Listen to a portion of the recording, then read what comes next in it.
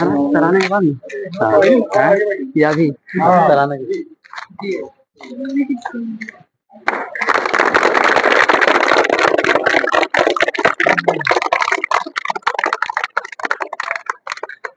سارے جہاں سے اچھا ہندوستان ہمارا ہمارا سارے جہاں سے اچھا ہندوستان ہمارا ہمارا سارے جہاں سے اچھا ہم بلبلیں ہیں اس کی یہ گلستاں ہمارا ہمارا سارے جہاں سے اچھا ہندوستان ہمارا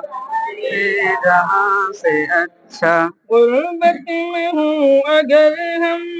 رہتا ہے دل وطن میں سمجھو وہیں ہمیں بھی دل ہو جہاں ہمارا ہمارا سارے جہاں سے اچھا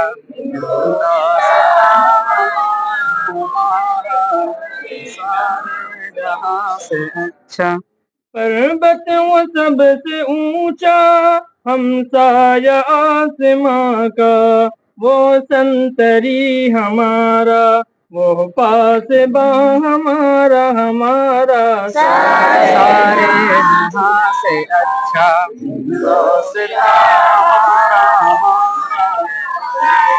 جہاں سے اچھا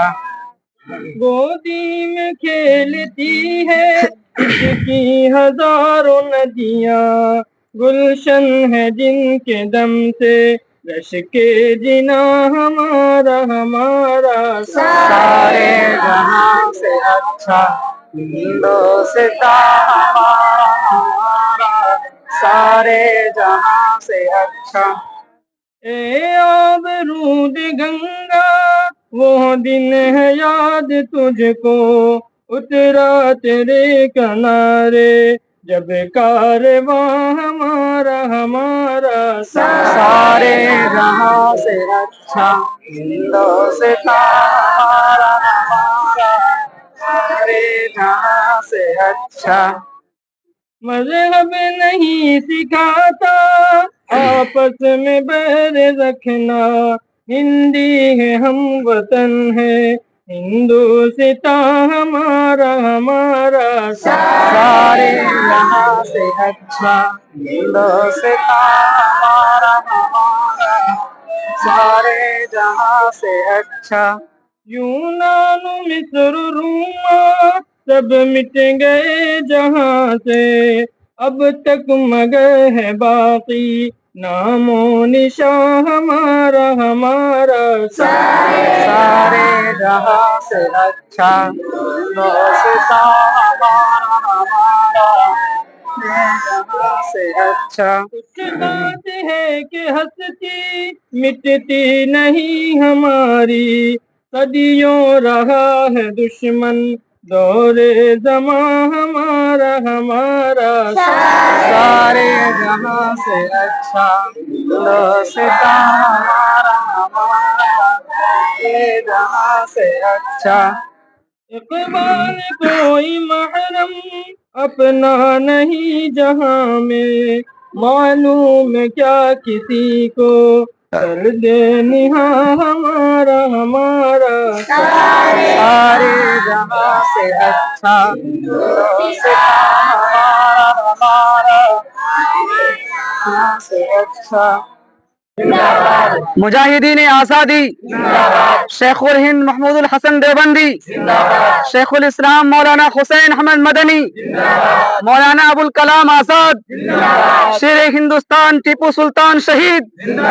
علماء صادق پور مہاتما گاندھی پنڈت جواہر لال نہرو سبھاش چندر بوس ڈاکٹر بھیم راؤ امبیڈکر معہد الدراسات العلیاء مفتی جنید عالم ندوی قاسمی ہندوستان یوم جمہوریہ سید المرسلین وعلى آلہ وصحبہ اجمعین اما بعد آج بہت خوشی کے ساتھ ہم سب یہاں کھڑے ہیں ہندوستان پر جب انگریزوں کا ناپاک تسلط ہوا اور ظلم و بربریت ان کی بڑھ گئی، تو ہندوستان کے لوگوں نے، خاص طور سے ہمارے علماء نے اس پر کوشش کی، بڑی قربانیاں دی اور ہندوستان کو آزاد کرایا۔ یہ 15 اگست 1947 عیسوی میں ہندوستان آزاد ہوا۔ اس کے بعد ڈاکٹر امبیڈکر، بھیم راؤ امبیڈکر کی رہنمائی میں اور ان کی نگرانی میں ایک کمیٹی تشکیل دی گئی اور جس نے دستور، یہاں کا آئین مرتب کیا۔ تقریباً 3.25 سال میں یہ آئین مرتب ہوا اور 26 نومبر 1949 عیسوی میں یہ تیار ہو چکا تھا، لیکن دن کا انتظار تھا۔ اس کے لیے 26 جنوری 1950 عیسوی کا مقرر کیا گیا اور اس میں دستور اور آئین مرتب کر کے باقاعدہ پیش کیا گیا اور یہ طے پایا کہ اسی کے تحت جو ہے یہ ملک چلے گا اور اس کے خلاف ملک نہیں چل سکتا، اس کا نظام اسی کے تحت چلے گا۔ یہ جو آپ دیکھ رہے ہیں کلر جھنڈے کا، سب سے پہلے آپ دیکھ رہے ہیں کہ لال کلر ہے۔ یہ لال کلر بتاتا ہے کہ ہندوستان کو آزاد کرنے میں علماء کرام، دانشوران قوم اور پوری عوام ہندوستان کی، چاہے ہندو ہوں، چاہے مسلم ہوں، چاہے سکھ ہوں، چاہے عیسائی ہوں، انہوں نے بڑی قربانیاں دی اور قربانیاں دے کر کے ہندوستان کو آزاد کرایا۔ اور یہ عہد ہے ہمارا، جب ہم جھنڈا پھہراتے ہیں تو یہ عہد کرتے ہیں کہ جب بھی ہندوستان پر کوئی آنچ آ جائے، کوئی انگلی اٹھا دے اور ہندوستان کی آبرو کو، اس کی عزت پر حملہ کرنا چاہے، تو ہم آج بھی تیار ہیں خون بہانے کے لیے۔ جیسے ہمارے اسلاف نے، ہمارے بزرگوں نے قربانیاں دیں اور ان کو آگ میں ڈالا گیا، کھولتے ہوئے تیل میں ڈالا گیا، درختوں پر چڑھا کر کے سولی دی گئی، اس طرح آج ہم بھی تیار ہیں۔ یہ لال کلر ہم کو اس بات کی طرف اشارہ کرتا ہے۔ اور اس کے بعد آپ دیکھتے ہیں سفید کلر۔ یہ سفید کلر بتا رہا ہے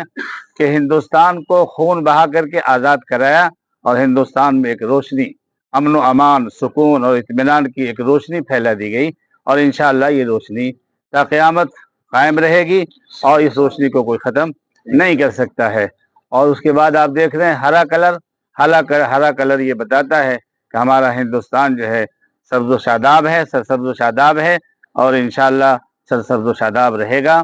ہندوستان کو کوئی ختم کرنا چاہے، ہندوستان کے آئین کو، دستور کو کوئی ختم کرنا چاہے تو نہیں کر سکتا ہے۔ ہندوستان کا جو دستور تیار ہوا،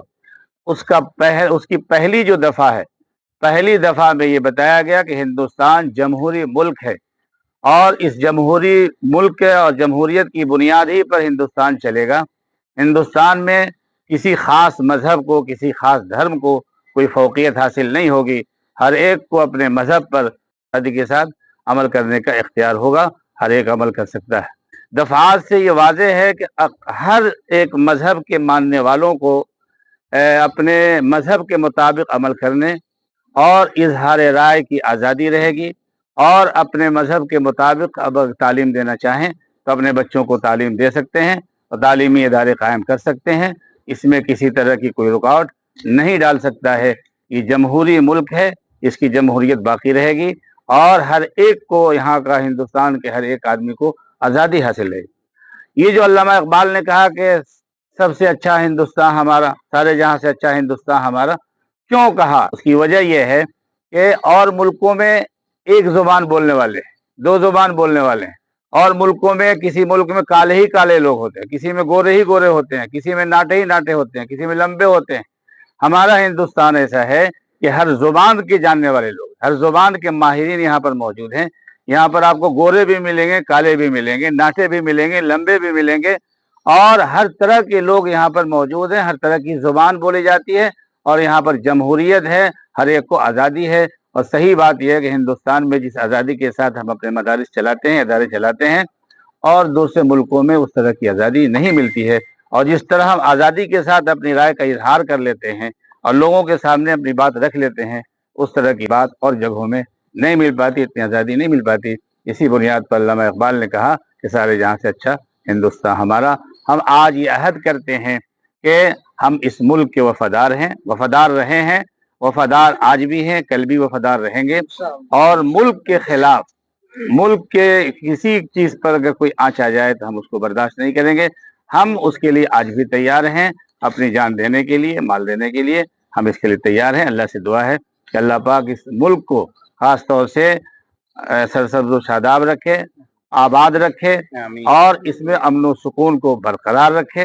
और सब के सब हम लोग आज़ादी के साथ अपनी ज़िंदगी गुजारें, अपने मजहब पर अमल करें। वाखिर दावाना अल्हम्दुलिल्लाह।